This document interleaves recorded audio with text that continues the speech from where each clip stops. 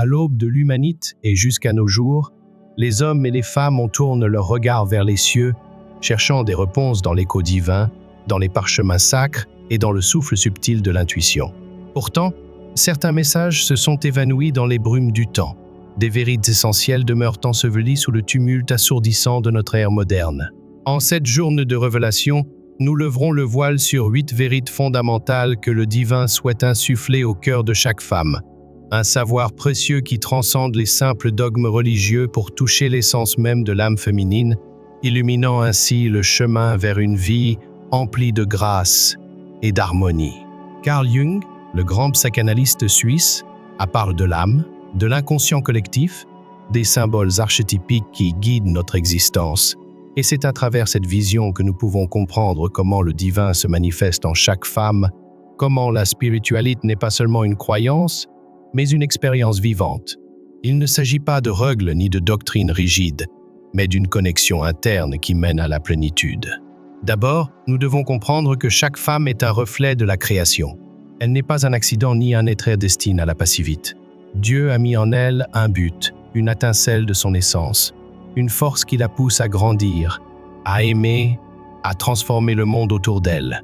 La femme est gardienne de la vie, mais aussi de la sagesse. Elle n'est pas là seulement pour suivre des chemins préétablis, mais pour les créer. Mais dans un monde plein de bruit et de distractions, il est facile d'oublier cette vérité. La société impose des attentes, la culture dicte des normes, et beaucoup de femmes finissent de connecter de leur véritable essence. Elles deviennent ce que les autres attendent d'elles, non ce qu'elles sont réellement. Dieu ne veut pas cela pour elles. Dieu veut qu'elles s'éveillent, qu'elles se reconnaissent, qu'elles vivent avec authenticité. La première vérité que toute femme doit savoir est que sa valeur ne dépend de personne d'autre. Elle n'est pas définie par le regard des autres, par l'approbation d'un homme, par le jugement de la société. Sa valeur vient de l'intérieur, de l'essence même que Dieu a mise en elle. Dans un monde où tant de femmes cherchent une validation externe, il est fondamental de se rappeler que la seule validation qui importe vraiment est celle qui vient de l'intérieur. Mais cela ne signifie pas s'isoler ni se fermer à l'amour, car l'amour est un autre des grands cadeaux divins. Cependant, il y a une grande différence entre aimer et se perdre dans l'amour. Dieu veut que la femme aime pleinement, mais sans s'oublier elle-même, parce que quand l'amour devient dépendance, il cesse d'être amour et devient un fardeau. La vraie bénédiction réside dans l'amour qui vient de la liberté, non du besoin. Le deuxième message que Dieu veut que toute femme sache est que sa voix a du pouvoir. Depuis l'Antiquité, la voix féminine a été réduite au silence, minimise, ignorée. Dans de nombreuses cultures, les femmes ont été condamnées à un rôle secondaire, obligées de chuchoter quand elles voulaient crier, d'acquiescer quand elles désiraient questionner. Mais Dieu n'a pas créé la femme pour qu'elle se taise. Il la dote d'une voix qui doit être entendue, d'une intuition qui doit être exprimée. Jung parlait de l'anima, la partie féminine de l'âme qui habite tous les êtres humains. C'est la source de la sensibilité, de la créativité, de la connexion avec l'invisible. Mais quand on la reprime, quand on l'oblige à rentrer dans des moules rigides, la femme se déconnecte de sa vraie nature. Et le silence impose n'est pas seulement l'absence de parole, mais l'absence d'identité. Toute femme doit se rappeler que sa voix ne communique pas seulement, elle crie. Chaque mot qu'elle prononce est une graine dans la terre de la réalité. C'est pourquoi Dieu veut qu'elle utilise sa voix avec intention, qu'elle n'ait pas peur de dire ce qu'elle pense, qu'elle ne taise pas sa vérité par crainte du jugement des autres. Une femme qui parle depuis l'âme est une femme qui transforme le monde. Mais cela ne signifie pas parler pour parler. Cela signifie parler avec un but, avec sagesse, avec amour. Cela signifie savoir quand sa voix doit être un murmure qui console et quand elle doit être un cri qui réveille. Car il y a des moments dans la vie où se taire est un acte de trahison envers soi-même, et Dieu ne veut pas de femmes trahies par leur propre peur. Le troisième message que Dieu veut que toute femme sache est que la douleur n'est pas son identité. Trop de femmes ont été blessées, trahies, brises par les ânes, et beaucoup d'entre elles, sans s'en rendre compte, on commence à se définir par leur douleur. Elles croient qu'elles ne sont que leurs cicatrices, que leur histoire est écrite dans la souffrance. Mais Dieu ne veut pas que la douleur soit un foyer, mais un maître. Jung disait que ce qui n'est pas rendu conscient se manifeste comme destin, et c'est une vérité profonde. Quand une femme n'affronte pas sa douleur, quand elle la reprime, quand elle la cache sous le masque de la force, elle finit par la recréer. Dieu permet certaines épreuves non pour détruire, mais pour révéler la force qui était cache. Chaque larme verse peut arroser un nouveau commencement. Chaque blessure peut devenir une source de sagesse.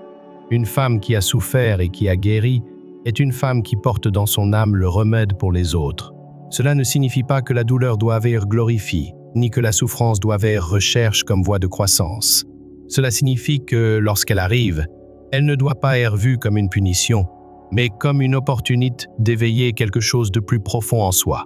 Cela signifie que le passé ne définit pas, que les blessures ne sont pas des chaînes, que chaque femme a le pouvoir d'écrire une nouvelle histoire.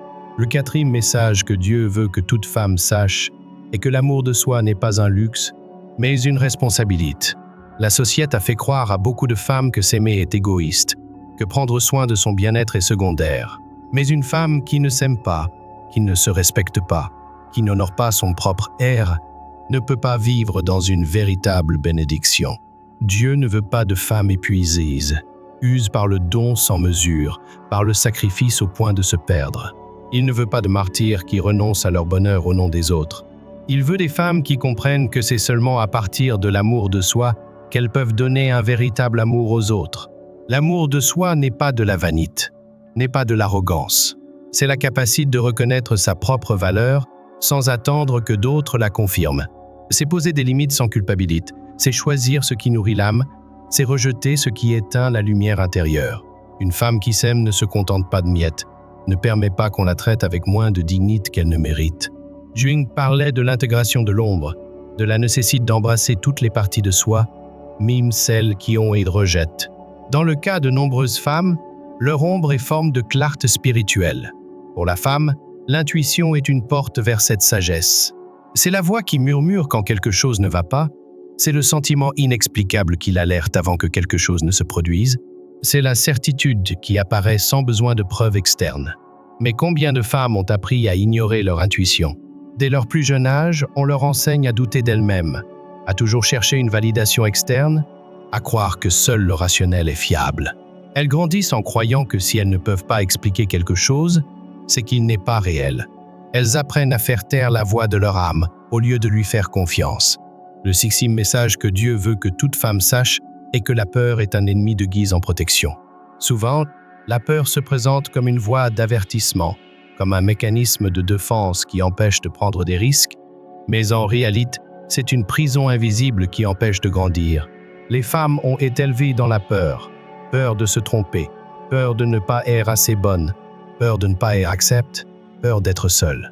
Et cette peur les maintient à tâche, les empêche d'éviter les conflits, de ne pas détonner. Mais une vie vécue dans la peur ne sera jamais une vie pleine. La femme a écrit pour le courage, pour prendre des risques, pour avoir confiance qu'il y a un dessein plus grand guidant chaque pas, pour se relever après chaque chute et continuer d'avancer avec la certitude qu'elle est soutenue par une force supérieure. Le septième message que Dieu veut que toute femme sache est qu'elle n'est pas seule. Dans les moments d'angoisse, dans les nuits d'incertitude, quand elle se rend à quelque chose de plus grand, quand une femme comprend cela, son fardeau devient plus léger. Elle ne sent plus que tout dépend uniquement d'elle. Elle apprend à lâcher ce qu'elle ne peut pas changer, à faire confiance que même les situations les plus difficiles ont un but, à comprendre que chaque chute n'est qu'une préparation à quelque chose de plus grand. Dieu veut que la femme sache que, bien qu'à certains moments elle se sente seule, elle ne l'est jamais vraiment. Sa présence est dans chaque battement de son cœur, dans chaque soupir, dans chaque pas. Et quand la femme comprend cette vérité, elle trouve un sentiment de paix qui transcende toute compréhension. Elle ne se sent plus vide.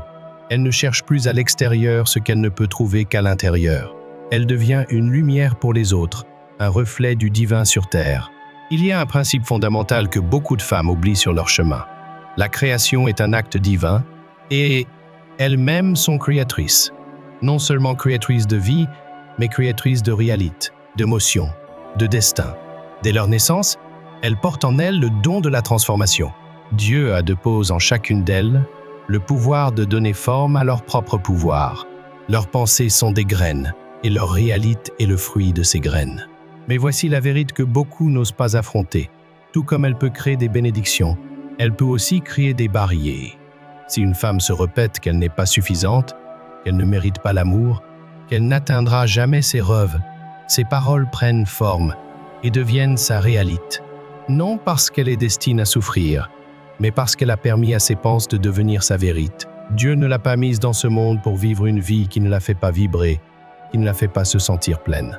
La vraie foi n'est pas seulement croire en Dieu, mais croire qu'il a mis en chaque femme la capacité de créer une vie alignée avec son but. La foi, c'est comprendre que peu importe la distance à laquelle semble errer la destination, chaque pas fait avec intention humaine. C'est pourquoi Dieu veut que chaque femme commence à se parler différemment. Il veut qu'elle cesse de dire « je ne peux pas » et commence à dire « je vais essayer ». La société glorifie l'idée de la femme qui se sacrifie, qui donne tout sans réserve, qui se met en fin de liste. Mais c'est un autre grand mensonge. Dieu ne veut pas que la femme se puise, qu'elle s'use, qu'elle se perde en essayant d'être tout pour tous. L'amour de soi est une responsabilité sacrée. Ce n'est ni un caprice ni un luxe. C'est la base d'une vie pleine. Une femme qui s'aime devient un canal de bénédiction pour le monde, car elle ne donne pas à partir de la pénurie, mais à partir de l'abondance. Dieu ne veut pas que la femme éteigne sa lumière pour plaire à qui que ce soit. Il veut qu'elle brille, qu'elle s'étende, qu'elle soit un témoignage vivant de ce que signifie vivre en plénitude. Il veut qu'elle comprenne que son bonheur n'est pas de l'égoïsme, mais un cadeau qui illumine aussi les autres. Chaque femme a un appel unique. Ce n'est pas un hasard si elle a les talents qu'elle a, les rêves qu'elle a, les passions qui la motivent. Dieu a mis dans son cœur une carte qui la guide vers la vie à laquelle elle est destinée. Mais beaucoup de femmes sont tellement occupées à faire qu'un jour elles se réveillent sans savoir qui elles sont vraiment. Elles ont appris à s'évaluer selon leur productivité, à mesurer leur valeur par les réalisations externes, à chercher leur identité dans les yeux des autres. Mais Dieu n'a jamais voulu que leur identité dépende de quelque chose en dehors d'elle. La femme n'est pas le reflet de ce que les autres pensent d'elle. Elle n'est pas son travail. Elle n'est pas son état civil. Elle n'est pas son apparence. Elle est bien plus que cela. Elle est une âme en évolution, une étincelle du divin. Souvent, cela implique de lâcher ce qu'elle a appris, de désapprendre des croyances limitantes, de défier ce qui a été tenu pour acquis pendant des années. Mais chaque pas dans cette direction est un retour à la maison, un rapprochement de la véritable essence. Il y a une force en chaque femme qui attend d'être libérée. C'est la force de son esprit, la voix de son âme, l'énergie qui a été reprise depuis trop longtemps. Dieu ne veut pas que cette force reste endormie. Il veut qu'elle s'éveille, qu'elle brûle avec intensité, qu'elle transforme. Son cœur n'est pas un lieu où n'importe qui peut entrer et sortir sans respect, mais un espace sacré qui mérite d'être protégé. Combien de fois la femme a-t-elle donné son cœur à ceux qui n'ont pas su le valoriser? Combien de fois a-t-elle permis que l'amour devienne un fardeau, un sacrifice, une lutte constante? Combien de fois a-t-elle donné jusqu'à se vider, croyant que le véritable amour signifie se sacrifier? Mais l'amour n'est pas souffrance, n'est pas résignation, n'est pas se perdre dans l'autre jusqu'à s'oublier. Briser des schémas, sortir du confort, exige d'apprendre à être seul sans se sentir vide, à avoir confiance que Dieu pourvoit à tout ce qui est nécessaire, à lâcher ce qui n'apporte plus rien au lieu de s'y accrocher par peur de l'incertitude. De nombreuses femmes ont vécu avec la peur du vide, avec la peur de lâcher ce qui ne les rend pas heureuses, parce qu'elles croient qu'après, il n'y aura plus rien. Mais cette peur est une autre illusion. Dieu ne laisse jamais un espace vide sans le remplir de quelque chose de meilleur. Ce qui se perd en chemin n'est pas une perte, mais une préparation à quelque chose de plus grand. La présence d'une femme dans le monde n'est ni un hasard ni un simple accident du destin. Chacune a une essence unique, une énergie qui la distingue, un but qui lui a été confié avant même sa naissance. Cependant, souvent, ce but reste caché sous le poids des attentes, des exigences et des responsabilités que le monde impose sur ses épaules. Dieu ne veut pas que la femme vive en chaîne à ce que les autres attendent d'elle. Sa véritable intention est qu'elle découvre sa propre voie. Cette émotion qui la pousse dans une direction déterminée, ce n'est pas le fruit du hasard ni des fantasmes, ce sont des messages divins qui la guident vers le lieu où elle appartient vraiment. Il n'y a pas d'erreur plus grande que de faire taire sa propre âme par peur de ce que les autres pourraient penser. Combien de fois la femme a-t-elle senti au plus profond d'elle-même que quelque chose n'allait pas, et pourtant elle continue parce qu'elle croyait qu'elle devait le faire? Combien de fois a-t-elle ignoré son instinct pour se rendre compte plus tard qu'elle avait raison? La peur est le plus grand ennemi de cette liberté. Une peur qui a été semée pendant des générations, qui a été transmise de mère en fille, qui est renforcée par une société qui préfère les femmes silencieuses et complaisantes plutôt que sûres d'elles et autonomes. Une peur qui a fait que beaucoup se contentent de moins que ce qu'elles désirent vraiment, qui se résignent à des vies qui ne les comblent pas, qui reportent leur bonheur encore et encore. Mais Dieu ne veut pas de femmes pleines de peur. Il ne veut pas qu'elles doutent de leur pouvoir. Leur valeur ne réside pas dans leur capacité à se sacrifier, mais dans leur capacité à vivre pleinement. Chaque fois qu'une femme se choisit elle-même, quelque chose dans l'univers change. Chaque fois qu'elle dit non à ce qui ne la remplit pas et oui à ce qui la rend vraiment heureuse, elle devient un canal de transformation, non seulement pour elle, mais pour toutes celles qui l'entourent, car quand une femme se permet de briller, elle donne la permission à d'autres de faire de même. C'est pourquoi Dieu veut que toutes cessent de demander la permission et commencent à vivre dans la plénitude, dans la sécurité, dans la certitude que leur vie a écrit pour être abondante, pour être grandiose, pour être un reflet de la lumière de Dieu sur terre. Lorsqu'une femme embrasse enfin la magnificence de sa véritable valeur, une métamorphose extraordinaire s'opère en elle et autour d'elle. Tel un papillon émergeant de sa chrysalide, elle se déploie dans toute sa splendeur, irradiant une lumière que nul ne peut ignorer. Ce n'est plus cette femme d'autrefois qui se contentait des miettes de l'existence. Désormais, elle est souveraine de son royaume intérieur. Son regard sur le monde s'illumine de sagesse, ses relations s'enrichissent d'authenticité, et sa démarche témoigne d'une grâce divine qui semblait jadis inaccessible. Cette renaissance sacrée exige de se dépouiller de tous les voiles qui ont assombri son éclat naturel, d'exorciser les peurs ancestrales qui ont entravé son envol, de bannir les doutes qui ont s'usure des mensonges à son âme. Elle avance maintenant la tête couronne de dignité, le cœur battant en harmonie avec l'univers, portant en elle la certitude inébranlable que son destin est d'incarner la plénitude divine sur terre. Car une femme qui a redécouvert son essence sacrée ne se plie plus au diktat d'un monde qui voudrait la diminuer. Elle ne dissimule plus sa puissance, ne muselle plus sa voix prophétique. Elle devient phare dans la tempête, source d'inspiration pour toutes celles qui cherchent encore leur chemin, témoignage vivant de la grâce transformatrice qui jaillit lorsqu'on s'abandonne à la sagesse divine. Chers Ezem qui avez parcouru ce voyage de découverte avec nous, si ces paroles ont fait écho dans votre cœur, si elles ont ravivé la flamme de votre divinité intérieure, rejoignez notre communauté d'éveil spirituel, abonnez-vous à notre chaîne et activez les notifications pour recevoir chaque semaine ces messages d'espoir et de transformation.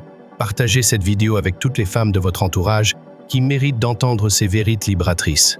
Ensemble, formons une constellation de lumière qui transformera notre monde. Une âme féminine éveille à la fois. Votre soutien permet à ces messages divins d'atteindre celles qui en ont le plus besoin.